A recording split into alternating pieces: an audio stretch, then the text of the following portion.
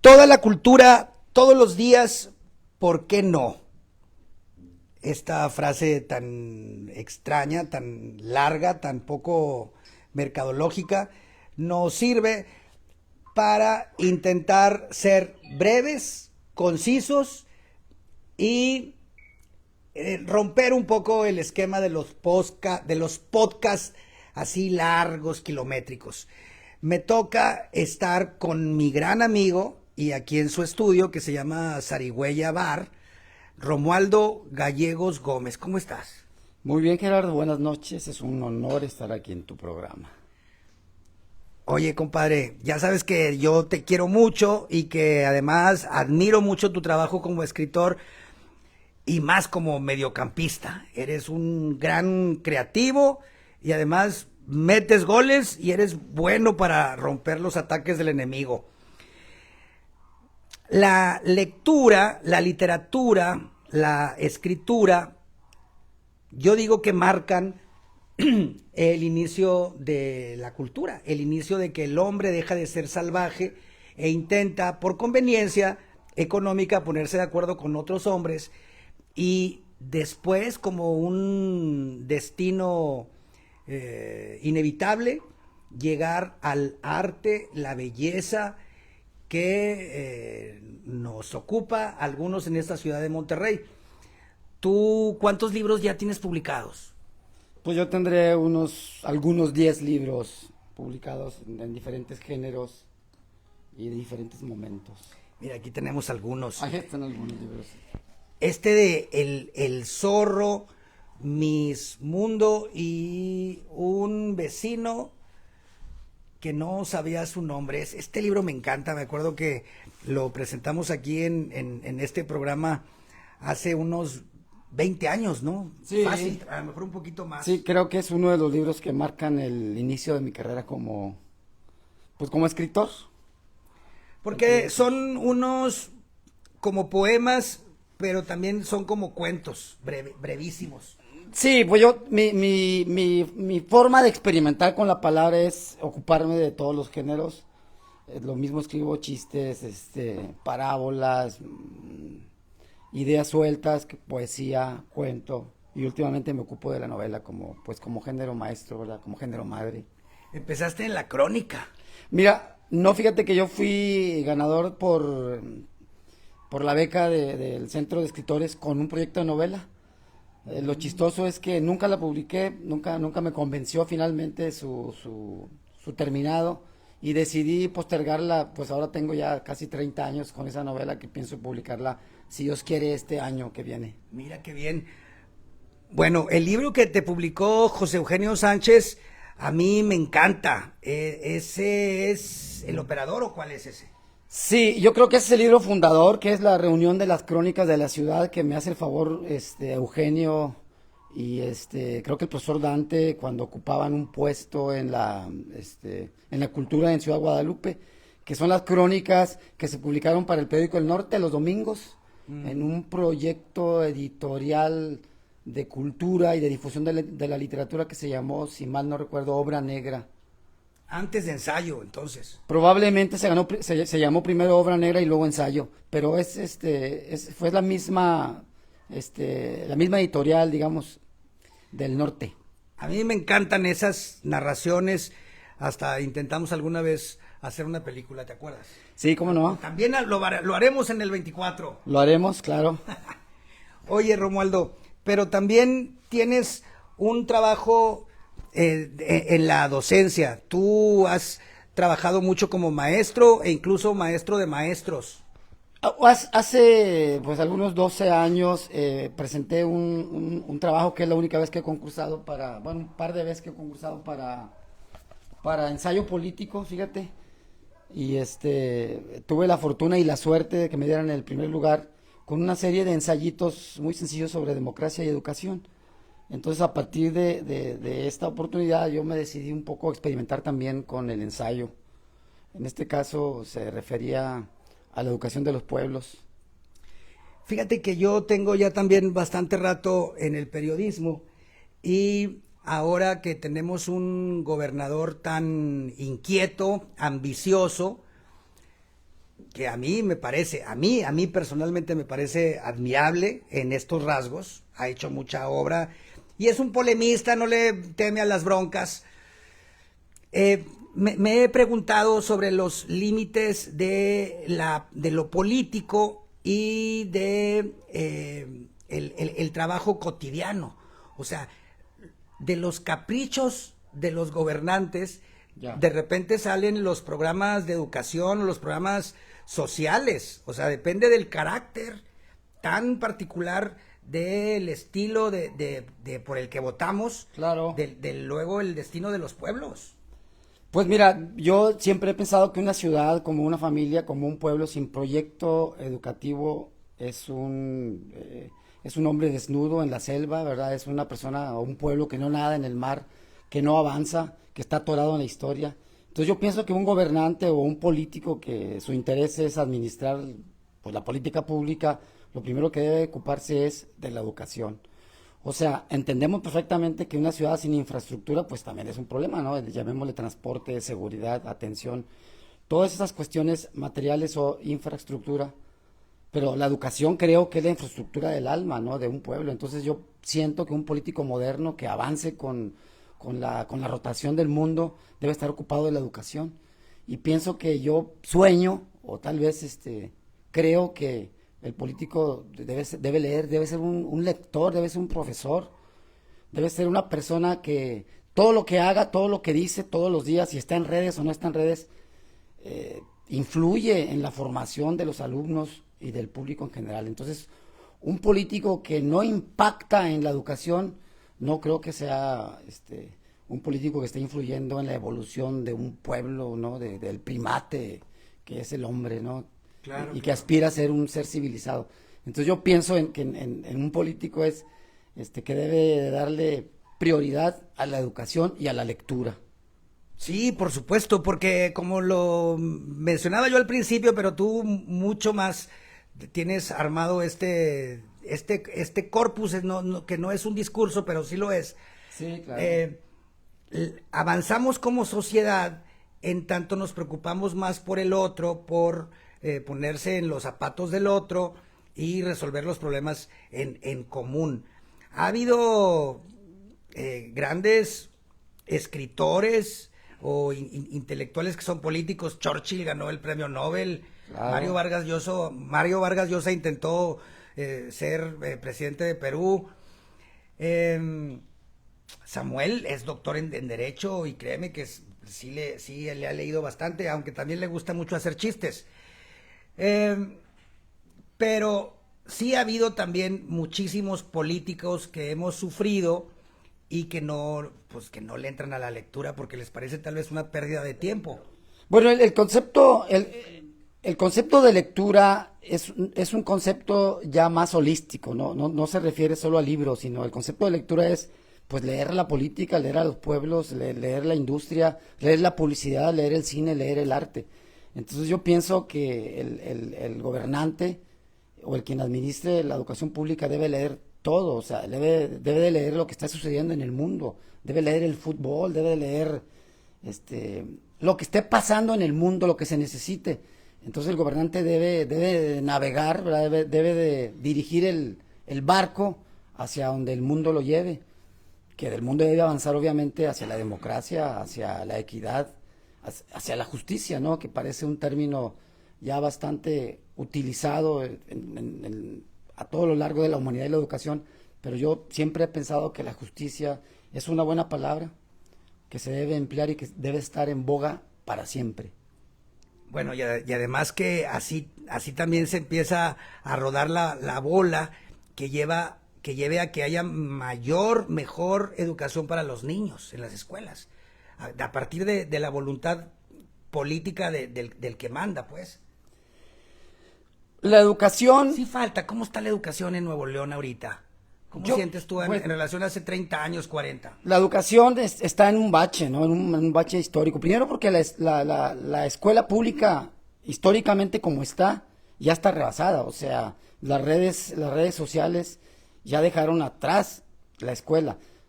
Lo que hace válida a la escuela o los programas educativos son las personas, o sea, la educación empieza con las personas y las personas reunidas en un edificio pues hacen educación, porque al reunirse en un salón de clase intercambian palabras, actitudes y hacen una especie de juego intercultural, ¿verdad? Metacultural, que todos aprendemos de todos y ahí está la educación. Siempre será fascinante cómo los niños aprenden de los otros niños y de los maestros, ¿no? Y de la sociedad. Pero el concepto de educación debe ser todavía más moderno, más actual. Es decir, la educación está en todas partes. En este momento la educación está sucediendo. Cuando tú hablas, cuando yo hablo, la educación sucede. Y cuando hablan los políticos, tiene un efecto inmediato en un público. Entonces las personas públicas están haciendo o destruyendo la educación. Una vez que hablan y se comprometen a hacer cualquier proyecto o a llevar a cabo cualquier idea, pues están haciendo educación. Y lo que hagan será usado como educación. Lo peor que puede hacer un político es... Claro. Entonces, ¿qué falta? Así en un diagnóstico al vuelo, o sea, falta que a nivel federal le den más importancia al maestro, a los libros, a nivel estatal. ¿Tú qué harías si de ti dependiera? La escuela debe de tener primero infraestructura material, ¿verdad? O sea, debe ser un edificio adecuado, ¿no? Incluyente para todo tipo de personas, para todos los colores, para todos los sabores, para todos los géneros, de este y lo otro y todo lo que está en medio, ¿no? Para todo el arco iris humano. La educación debe pensar primero en esos términos, ¿no? Educación para todos. Y luego ver la calidad, no solo la calidad de la infraestructura, es decir, la mejor música, el mejor cine, el mejor arte debe estar en la educación. Si eso no está sucediendo en la educación, pues es una escuela vacía, ¿no? Es solo un edificio, un concepto sin alma. Entonces yo creo que falta la buena música, falta el buen teatro, los libros están ahí, falta una actitud de lector, falta que los gobernantes y quienes administran la educación pública generen una cadena de lectores, que sean ellos quien empiece esta cadena, que se les vea leyendo en la publicidad, en el cine, en redes sociales, y que lean realmente. Esto va a generar, tarde que temprano, una cadena de compromiso para toda la gente, y sobre todo para los niños. A ver si por fin te entiendo, Romualdo, porque eso lo has mencionado muchas veces. Efectivamente, así como lo dices, que en la publicidad los gobernantes aparezcan con un libro y que den una pequeña lección de lo que están leyendo. Claro, eso es lo primero que deben de hacer. Eso hace a veces López Obrador, sale con alguna cita ahí dominguera. Pues es que es una cosa muy básica. Yo pienso que es uno de los gobernantes que por lo menos ha aparecido leyendo o ha citado, ¿verdad?, autores de libros de diferentes géneros, ¿no? Que sea historia, que sea biografía, que sea literatura, que sea... lo haga más. Lo debe de hacer más. Sí. Lo debe de hacer más. Es una de las preocupaciones que yo creo que deben acompañar a quien sea presidente y cualquier partido que llegue ahí al poder. Todos la gente que se compromete, yo pienso que debe haber una especie de examen de oposición para todo tipo de aspirante a la actividad pública, ¿no? Un examen de oposición de lectura, o sea, que deba de conocer por lo menos lo más elemental de la historia y lo más elemental de los autores, por lo menos. Filosofía. De filosofía, de arte, de todo, de todas las manifestaciones, de todos los géneros, de cuento, de biografía, de ciencia. Es un examen de oposición académico para todo mundo. Creo que es una cosa elemental, como debe haber un examen de oposición para los alumnos que aspiran a la preparatoria, para los alumnos que aspiran a la secundaria. Exactamente así, para todo aquel que aspira a ser diputado, o senador o etcétera, debe haber un examen de oposición. Dame otro ejemplo, profesor, maestro, Romualdo, de relación entre el arte, entre el disfrute estético y la vida cotidiana, o sea, para que la sociedad o los individuos estén mejor, sean más felices. Bueno, los libros de por sí son los juguetes de la inteligencia, ¿no? Entonces yo pienso que todos los hogares, todas las casas deben de tener, así como se tienen juguetes y Barbies y superhéroes, deben estar ahí por lo menos 20 libros clásicos, ¿no? De novelistas o de premios Nobel mexicanos y latinoamericanos, hispanoamericanos y universales, ¿no?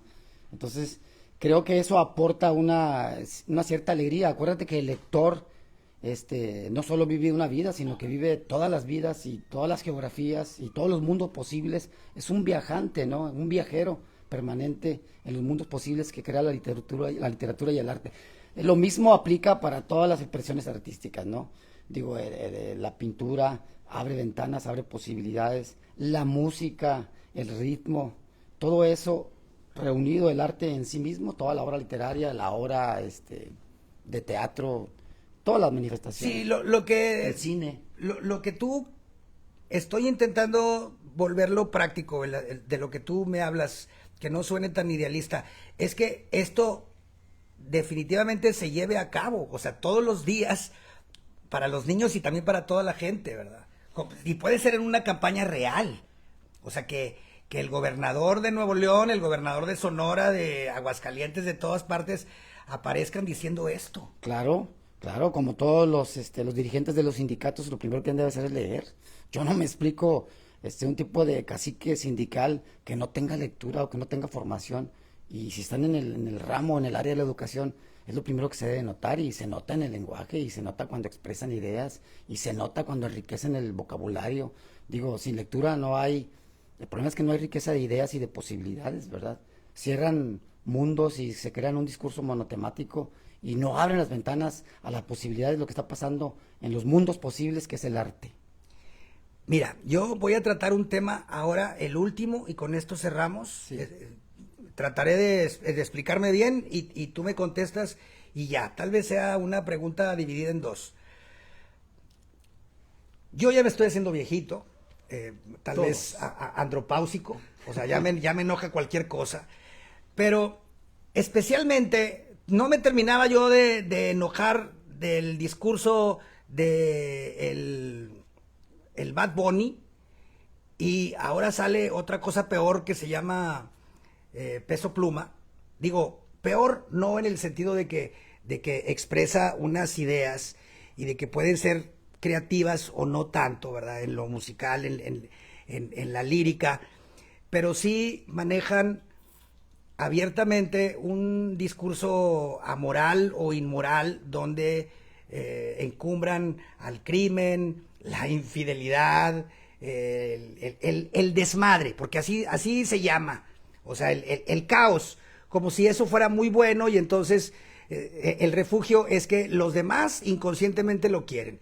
De eso se trata un poco también la televisión que vemos en Monterrey por las noches. Y aparentemente, Romualdo, ya lo convierto esto en pregunta, es normal, es natural que así sea, que lo más fácil domine contra Octavio Paz, Borges, Sábato, Lugones, Carlos Fuentes, olvídate. ¿Esto se puede revertir o es como un destino invariable? No, la escuela pública, la educación en general, el proyecto es eso, es la civilización musical, la civilización artística, o sea, digo, la lección la dan los árboles crecen hacia afuera, crecen hacia el mundo, pero crecen hacia abajo, ¿no? O sea, un árbol con las raíces bien puestas, bien hacia abajo, alimentándose correctamente, es un árbol sano, un árbol inteligente, ¿verdad? Y el hombre lo mismo, o sea, no puedes crecer tú con un solo tipo de canción o con un solo tipo de cine o con un solo tipo de libros, ¿no? El problema es ese, la diversidad del arte y de la música.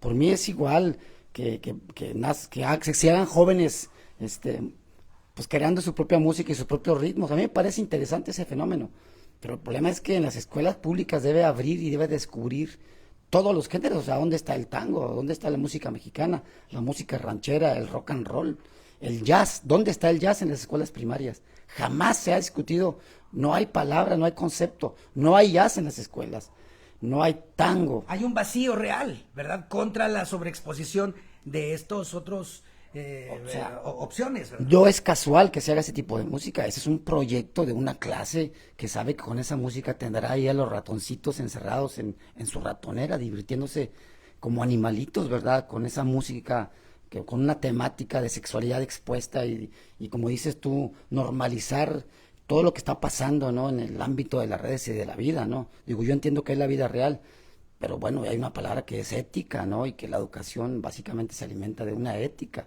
de un límite. Entonces la civilización crece. No nada más son herramientas para sobrevivir, sino que son herramientas para pensar y para convivir en grupo, ¿no? Y para respetar a los demás. La música debe respetar a los demás, a todos, no solamente a los niños que traen un desmadre, como dices tú, ¿no? Un desmadre moral, un desmadre sexual, un desmadre de violencia. Ese es el camino equivocado, ¿no? Y si la música hace ver normal esto, es una música en un error. Es una música de error, una música errática. Sí, porque si uno se expone a las ideas de verdad, ni modo, así se tienen que decir las verdades. De García Lorca, de León Felipe, nada más voy a hablar de los que sí me sé, de Dickens, de Alejandro Dumas, de Rulfo, de García Márquez. Entonces algo pasa en la cabeza, en el corpus moral que transforma.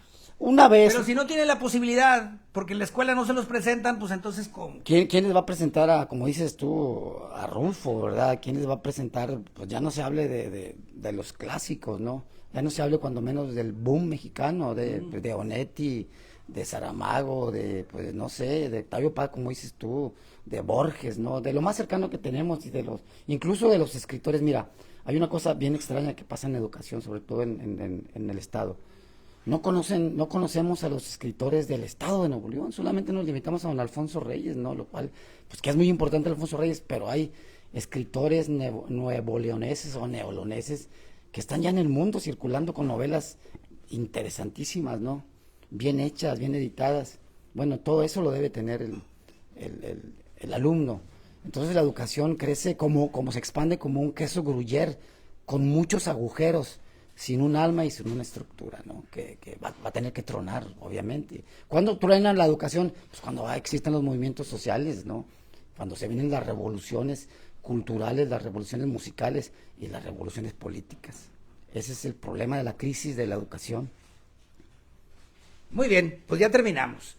O sea, yo creo que sí podemos poner todos un granito de arena por hacer una gran cruzada, una gran campaña para que se conozcan otras expresiones, pues que algunos críticos dicen que son muy buenas y no nada más lo que sale en la radio y en la tele. Ya nos vamos, Romualdo. Muchas gracias a ti. Gracias a ustedes, es un placer.